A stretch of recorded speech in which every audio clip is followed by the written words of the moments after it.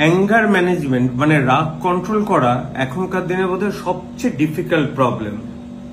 সামাজিক স্তরে দেখুন, ব্যক্তিগত স্তরে দেখুন, এটা ভীষণ প্রবলেম। তা অ্যাঙ্গার বা রাগ কতটুকু সময় থাকে জানেন? Hardly 2 seconds.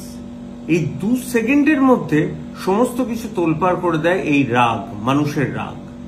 রাগের বহিঃপ্রকাশ অনেকের খুব বাজে বাজে কথার মাধ্যমে হয়, অনেকে মনের মধ্যে চেপে রেখে দেয়।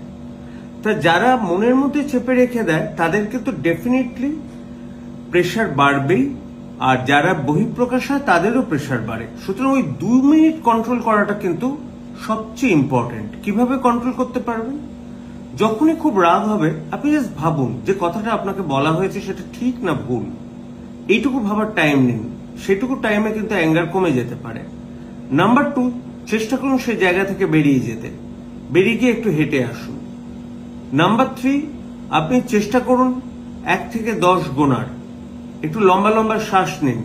মানে মূল আইডিয়াটা প্রত্যেকের হওয়া উচিত 2 মিনিটে যেটুকু সময় অ্যাঙ্গার থাকে সেটাকে কাটিয়ে দেওয়া। তাহলেই অ্যাঙ্গারের বহিঃপ্রকাশ থেকে যে খারাপ ঘটনা ঘটতে পারে প্রেশার বেড়ে গিয়ে, তার থেকে আপনারা রেহাই পাবেন।